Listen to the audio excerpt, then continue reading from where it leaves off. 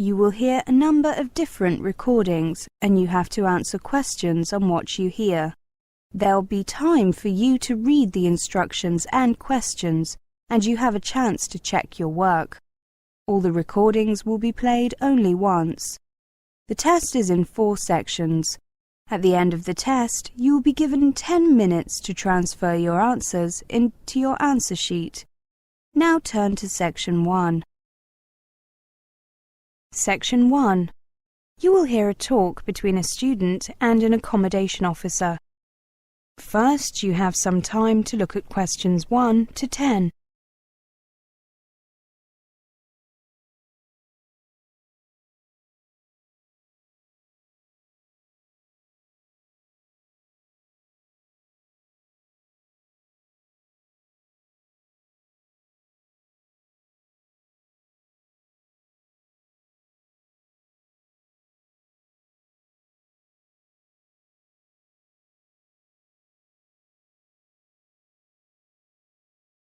Now listen carefully and answer questions 1 to 10. Hello, how may I help you? Hello, my name is Martina Bila. I made an appointment to see you at 10 o'clock. I'm a little early. Is that okay? No problem. We're not very busy at the moment. You said on the phone that you weren't happy with your accommodation and were thinking of changing. That's right. May I ask what the problem is exactly?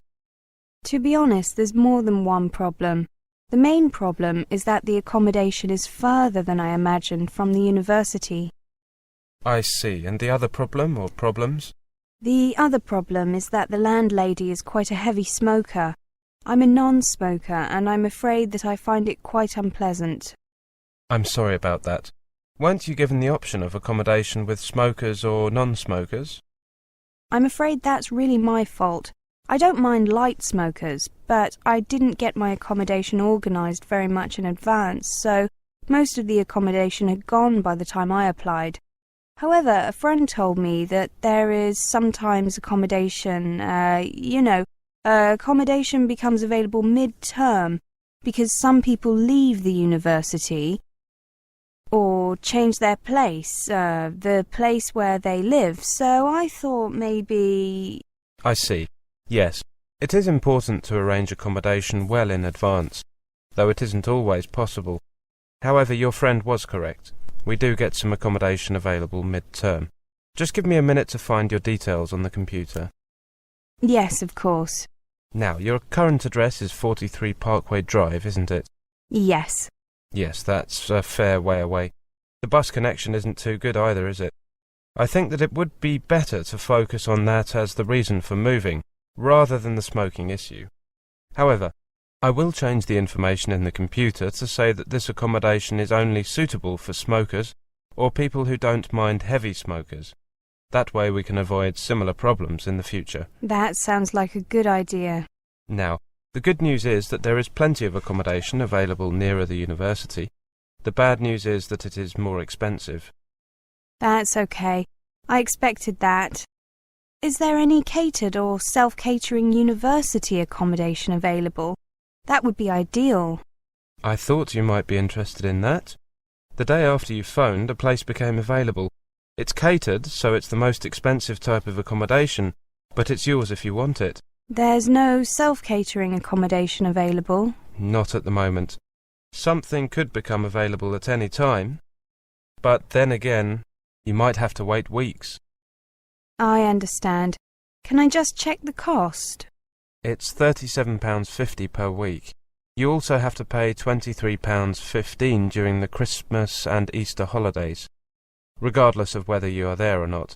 That sum doesn't include meals during those periods. But summer holidays are not included.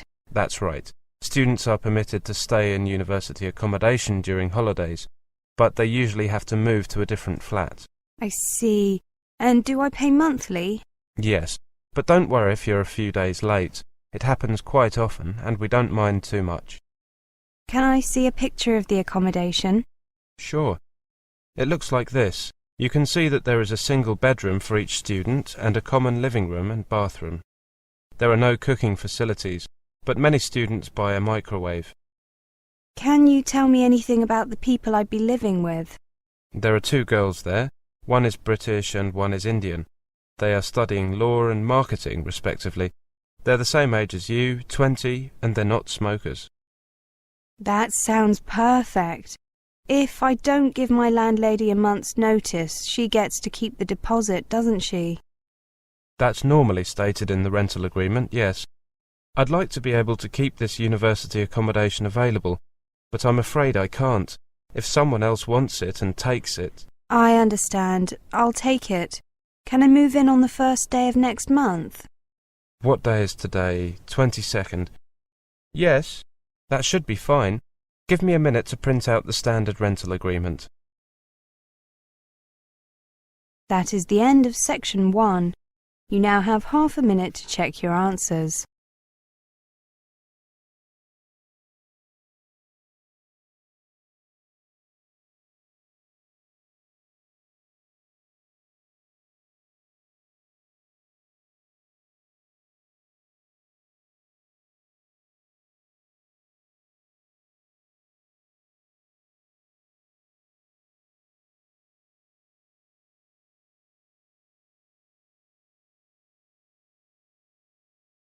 Now turn to section 2. Section 2. You'll hear a lecture. First, you have some time to look at questions 11 to 20.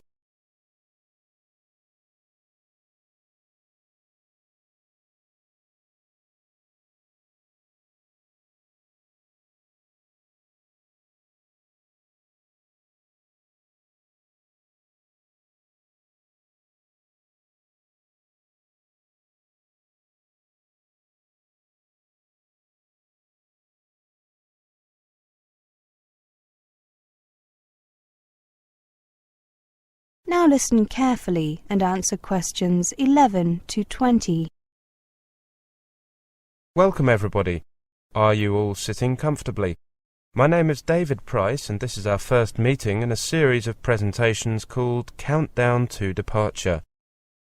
I know that you have just arrived here for your year-long course prior to going abroad, but it is certainly worth taking the time to consider, to think about events that will take place a year or almost a year from now.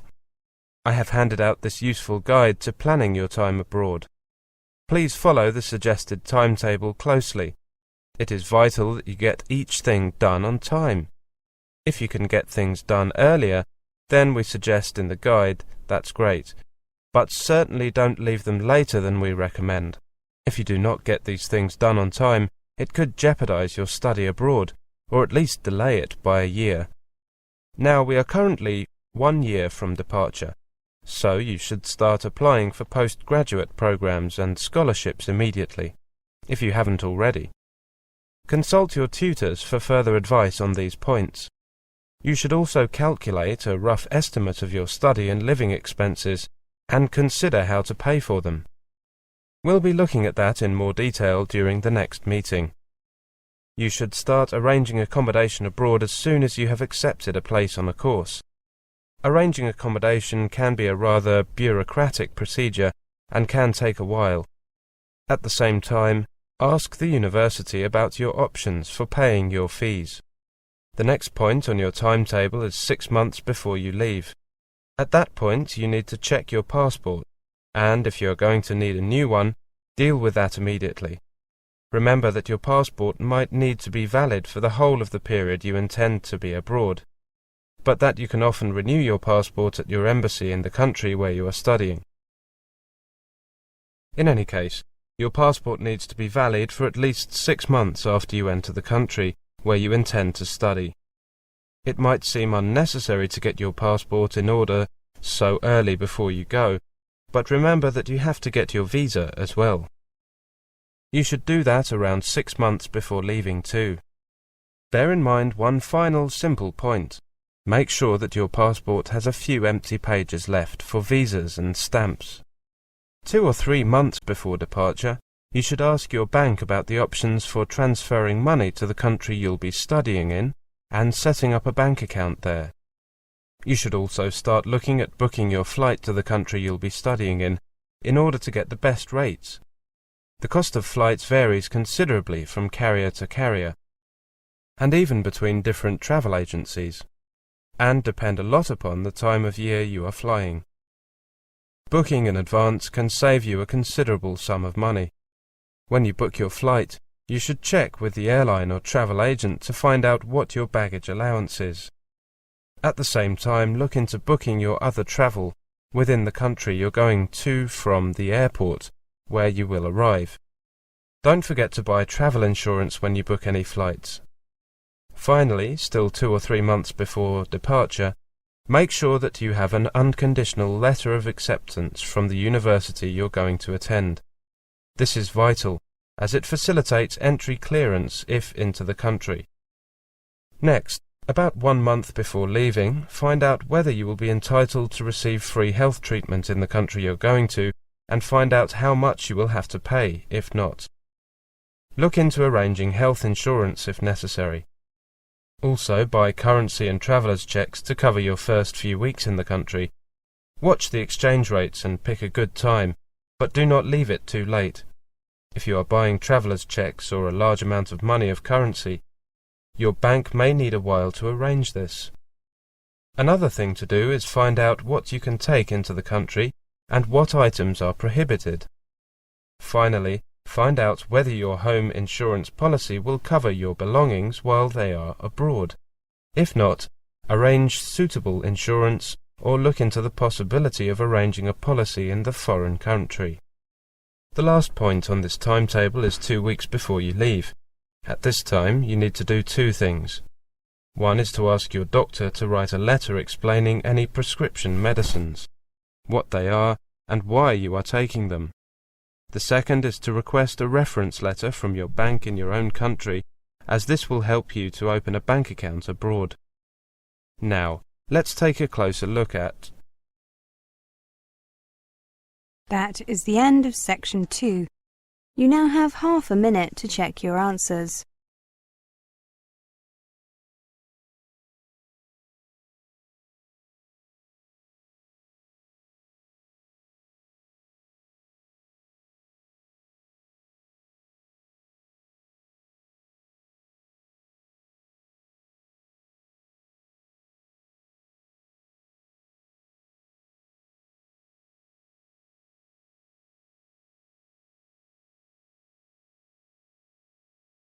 Now turn to section 3. Section 3. You will hear a conversation. First, you have some time to look at questions 21 to 30.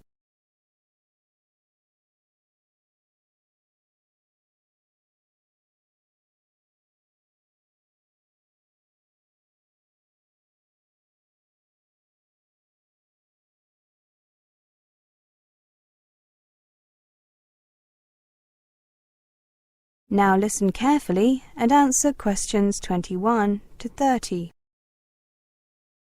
Hello, Dinesh. Come in. You said on the phone that you had a few problems to discuss with me. Tell me what they are and I'll see what I can do to help. Thank you very much, Professor. I've been having some problems adapting to the style of learning at a British university and was hoping you could give me some advice. I'll do my best. You won't be the first overseas student to have problems. What's your first problem? Well, my first problem is organising my time. I mean, after I worked out my timetable for lectures, seminars and tutorials, I was surprised to find that I had quite a lot of free time. However, that's how it looked on paper, and not as it has turned out in reality. I see.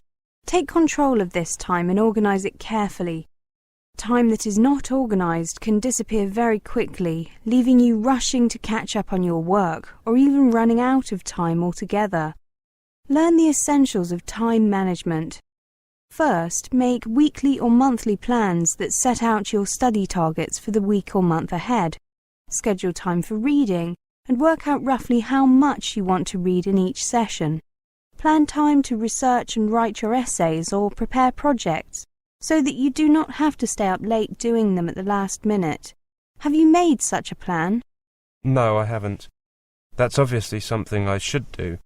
I can easily fill that free time with extra studies. No, that's not what I mean. Don't plan to spend all your extra time studying. Remember to leave some time free for hobbies, sports, seeing friends, or simply relaxing. If you do not take time to enjoy yourself, your work will suffer and you will miss out on many other worthwhile experiences. Make a timetable for your free time if you like. Plan when to see your friends. Play your favourite sport or just hang out. Don't forget to revise your plans if you need to. As you progress through your course, you will get a better idea of how much time you need for different activities. Adjust your schedules and keep them realistic. So you're saying that I need to keep a balance between work and play, and keep an eye on things to make sure that I'm not doing too much or too little. That's right. Feel free to show me your plan when you've made one. Thank you. My next problem is coping with my course. Living abroad in a new environment makes studying more challenging than usual. I'm worried about my progress and about how I will cope with examinations. These concerns are natural, but do not let them overwhelm you. Here are 2 simple ways you can stay in control of your studies. First, ask for regular meetings with your tutor. In your case, that's me, to review your progress and discuss any problems. You're doing that now, so you've taken the first step. Let me know if you are having any language difficulties, though in your case that seems doubtful.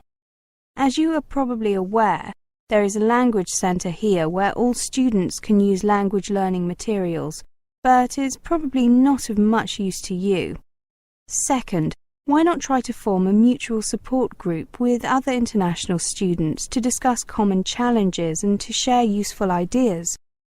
This can be particularly helpful if you find the teaching methods very different from those you have experienced before.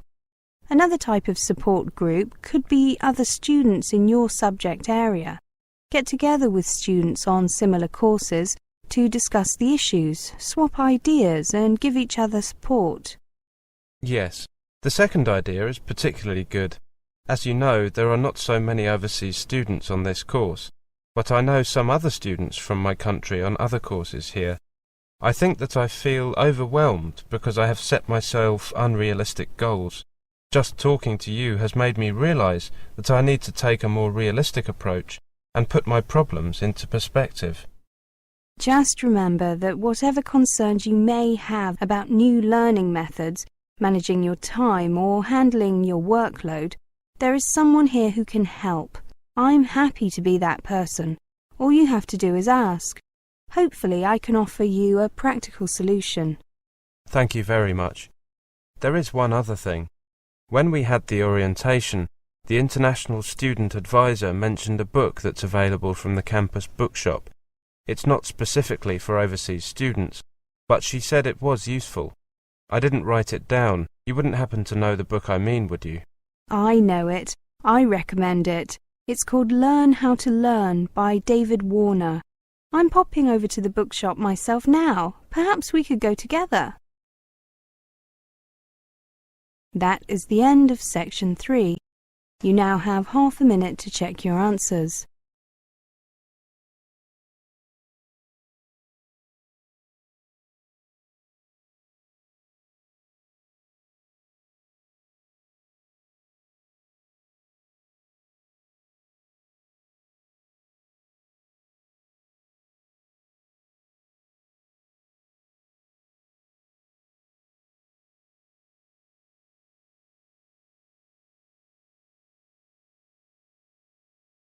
Now turn to section 4.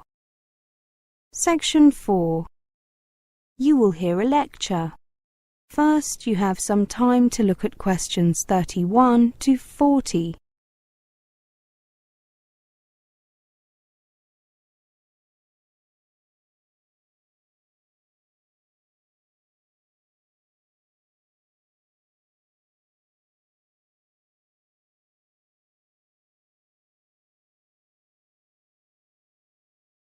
Now listen carefully and answer questions 31 to 40.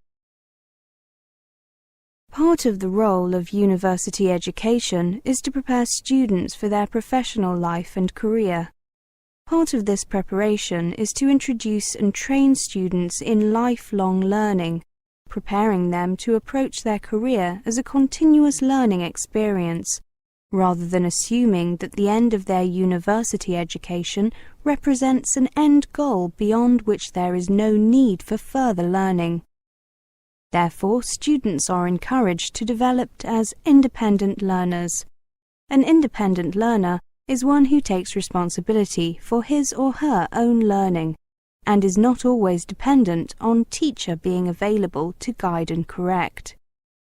Such a student sets their own learning goals, makes their own decisions as to when and how to study for these goals, and also evaluates their own progress and develops further goals. This is not always easy for students, particularly those whose secondary education has been very teacher-focused, with teaching conducted mainly in lecture format and with little opportunity for the students to take any control of the learning process. At university, while much teaching is conducted via lectures, students are expected to become increasingly independent in their learning. Departments approach this issue in a number of ways. For example, they might provide personal mentors. This could be a student or a member of staff who is available to discuss problems that the student might have and who will support the student in the process of becoming an independent learner. The second one requires the student to make certain choices about their course, either in the elements they choose to learn or in the way in which they choose to learn them. Thirdly, there is the provision of learning opportunities outside the confines of the campus, including study trips and student exchanges. In the English Language Centre, we try to help the development of learner independence. This English Language Centre is a self-access one. A self-access centre is a place where learners come voluntarily to improve the subject that they are studying. In the case of the English Language Centre, we focus on English language. In a self-access centre, it is the student who decides what to study, when to study, how long to study, what materials to use, how to use the materials, and how to assess effectiveness. The learner is not, however, left totally alone. Learners are encouraged to come to the centre in groups, so that they can help each other in the learning process.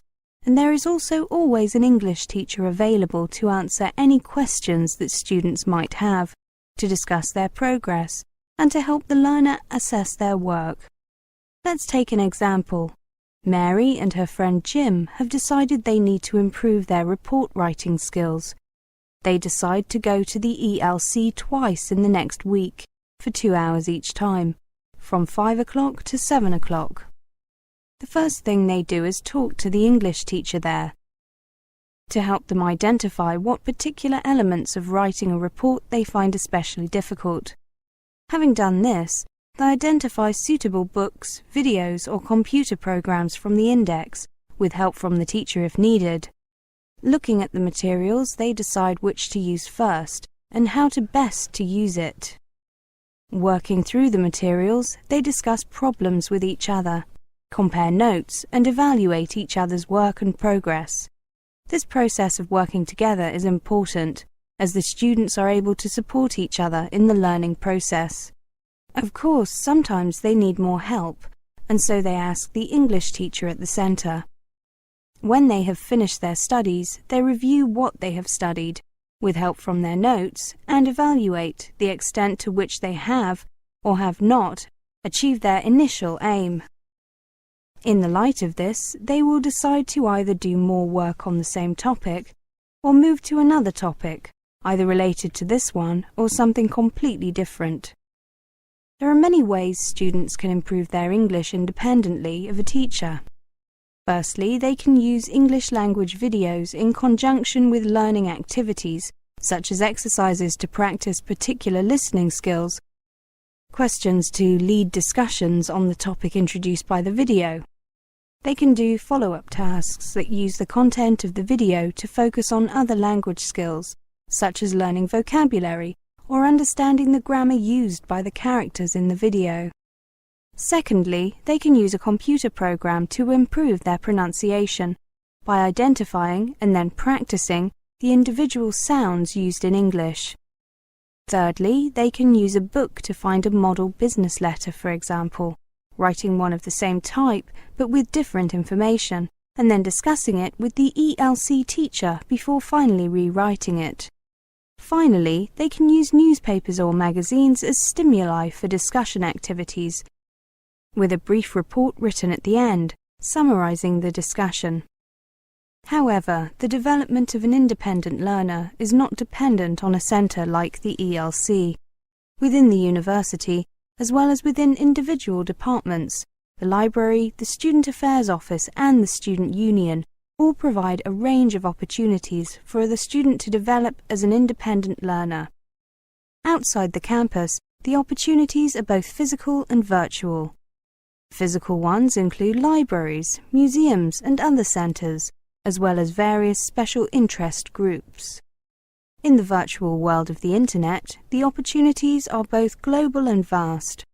To conclude, in a world in which change is central to our continued survival, the professional must have the adaptability and flexibility of a lifelong learner.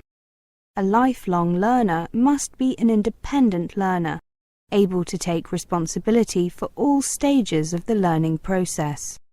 It is the student's responsibility to take advantage of the various opportunities on offer. That is the end of section 4. You now have half a minute to check your answers.